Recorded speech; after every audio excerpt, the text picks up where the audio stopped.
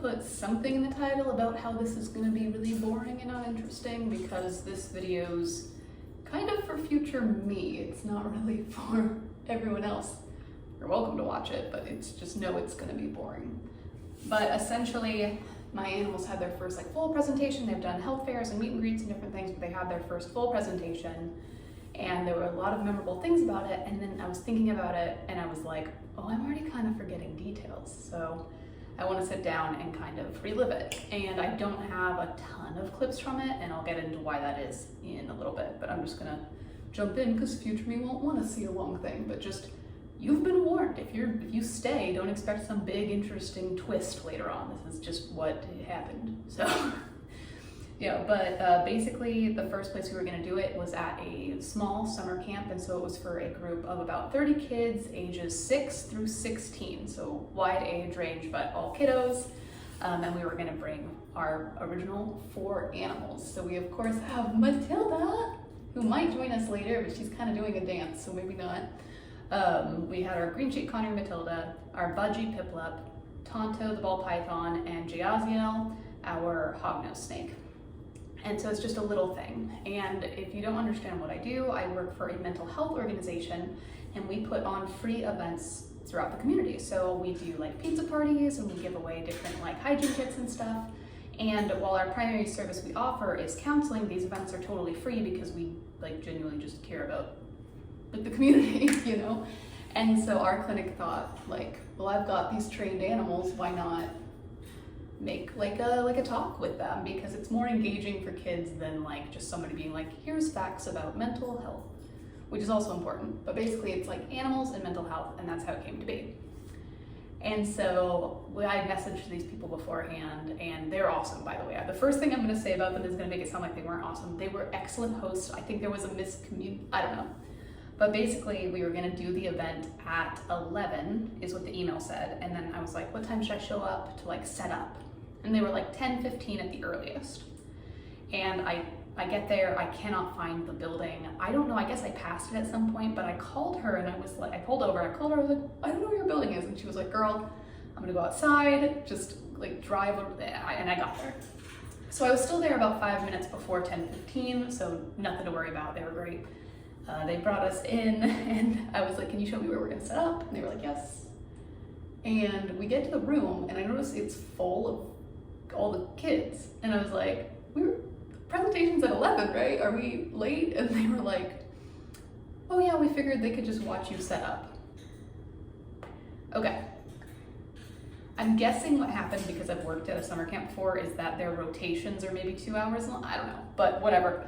So I had brought my tripod, and I was gonna record the whole thing on my phone, but then I was like I'm rushing to set up, and I didn't have everything set up, so I just decided to dive into the speech. Because if the kids watch me set up and practice with the animals for 45 minutes, they're gonna be so wound up when the animals have to do their actual performance. Do you wanna come? You're acting like you wanna come, but I don't think you're going to. That's a far drop. She doesn't wanna come. I don't have any snacks on me, why would she? But whatever, so I just sort of dived into the presentation, and it went so well. These kids were so well behaved and calm and engaged and good with the animals. And there were only I think 2 or 3 workers managing this 30 group of kids. It's not like they all had an aide, but they were awesome. It was a great setup, besides the watching us set up thing. But then it was time to start the presentation. And so Jazz, he'd never done a health fair. He'd never done anything, right? So it was his very first thing. And I have a clip of me, and I get muscle tremors. It's a muscle neurological connection disorder. It's a problem. And I don't want to go too much into it. But you'll see in some videos, you'll see my muscles, they spasm, and you'll see my neck, my face, or usually my left arm will kind of go, or you'll see my hands shaking really, really badly. And so I get Jazz out for his part, and you can literally see him bouncing because my hand was shaking so badly. I'm just going to be brown, a light brown. And he's a champ about he's not biting, he's not squirting, he's so good because all of my animals have been trained on my hands. They're very used to unstable footing. They expect it, and it takes slow exposure and everything, but he did so well even in that environment. And so I'm going through Jazz's part, And I'll probably record a different time to like go through each of their individual parts. But I'll just tell you kind of the funny things from the first presentation that are unique. I say the whole thing about how he's never bit me, but he's rear fang venomous all the times. I'm not really looking at him. And then I feel this really like intense pressure on my hand. And I'm like, oh, this guy just bit me. And like, I can't wait for him to like chew into me, because then more venom gets into me and it won't kill me, but it won't feel comfortable from what I've heard. So I'm like, okay, I've got to get him off. And I don't know what it feels like to be bit. He's never bit me. And I look down and I realize that it's the little sharp tip of his nose is pressing. So I didn't know they could do that much force, but like the hog nose that they used to dig, they can do so much force. It literally felt like he was like latched onto me. It was crazy. So I'm giving the presentation, think I'm being bitten by the snake. He's just burrowing. And then I realized, and then I switch him around, and he did great. I did put him down shortly after that, because I'm like, if he's burrowing, that means he's probably stressed, and he was being very tolerant, but you don't want to push it, especially on their first time. So Jazz does his part, very good boy, he gets put away.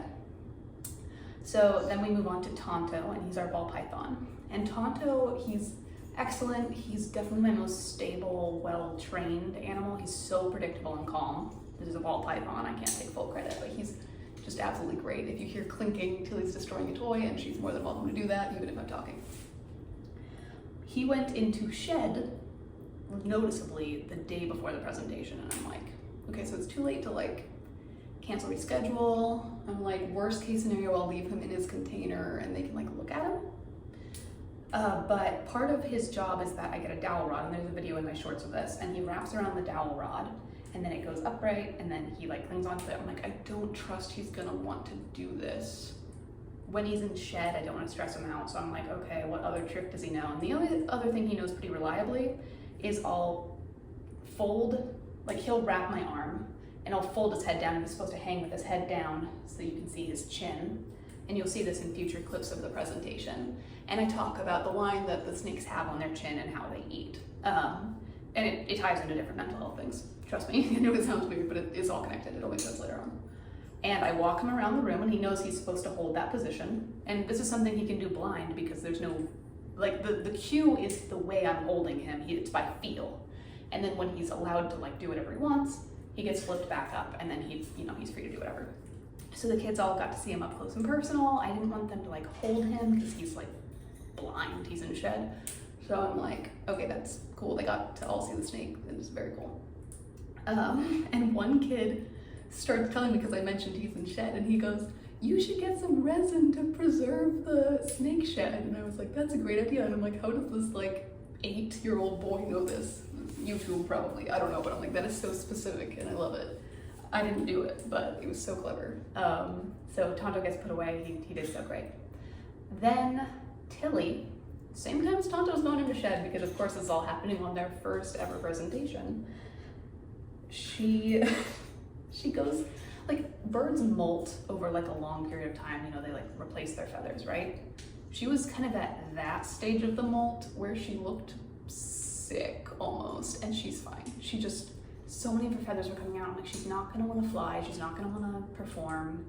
Shoot, and I literally had it, and Tilly pooped on the notes I had at the time that outlined my presentation, but like literally there was a note in it that said, so I threw it away, that said, Pip's not gonna be in this, she's too shy, but just show off her carrier.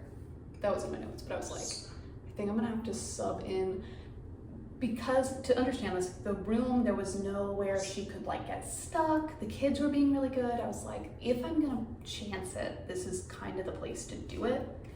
So I was like, okay, I don't trust Tilly to do the things she's trained to do right now with flight, so let's try it with Piplup. And so, and I was like, I don't think she's actually gonna do it, because one of the things is she's supposed to fly through a hoop, and I'll show another clip of this in a second after I describe it, but she's supposed to fly through a hoop, and I'm like, there's no way she's gonna do it. So I start like talking about like getting out of our comfort zone and how if we get stuck and different things to kind of connect to when she doesn't do it, how like disappointing it is and how we wish that she would get out of her comfort zone. I didn't get to that part of the speech, thankfully.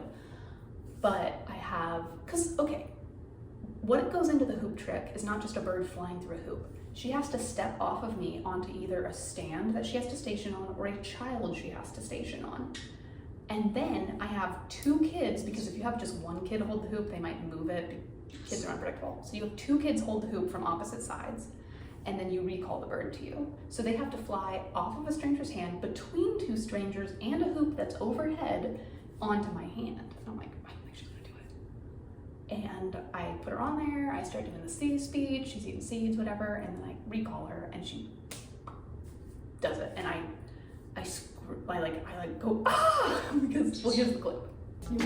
Ah, good job, Pip! Because I was just so shocked that she did it. I was like, Pip! And Pip has turned out to be one of like she's a workhorse. She loves to perform. Things she won't do at the house, like the office. When she's got an audience, she's a show off. I think she likes the energy. Typical Australian bird, right? Our budget is Australian? Am I making that up? Correct me if you need to. She's just fantastic. And so we did her little things. The kids, she was the fan favorite of the day. And then I got Tilly out, and Tilly did different like demos of some things like spin and different things that didn't involve flight. And it was a lot of fun. It was like, I felt like this is what I was made to do. I did speech and debate, you know, like back in school a while ago, but I've always loved public speaking. I used to do skits in my churches. And I just was like, this is what I was made to do. And the animals, I wouldn't say Jazz loved it. Jazz tolerated it, but we'll get there.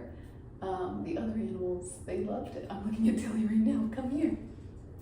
Thank you. They did so well, and I'm so proud of them. And I don't want to forget it,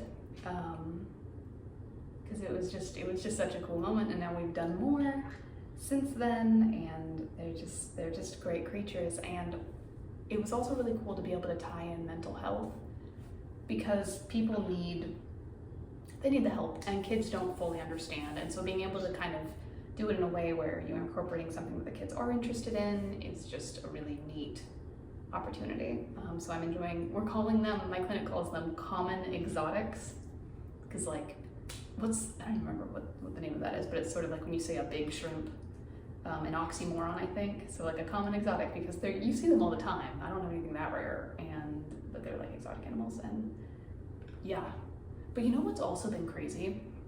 We pitch different events around the community, and so we're like, do you want us to come out and do a pizza party? And we give different options, and people are like, maybe. To follow up, it's like a problem. I don't know why.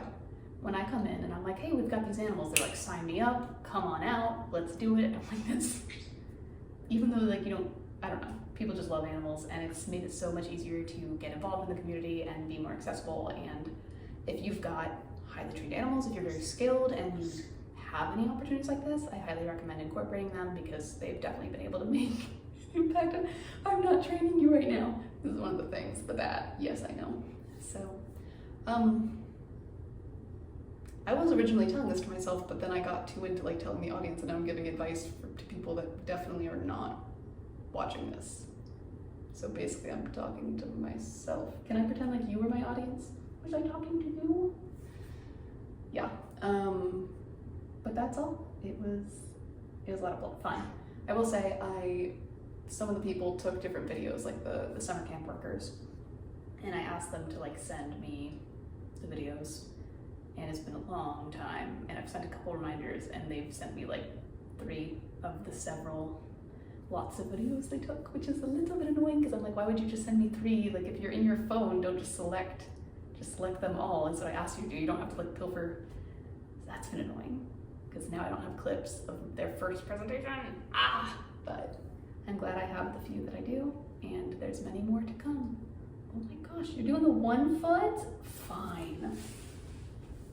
I've been trying to get her to hang by 1 foot, and she won't do it unless I'm really ignoring her. And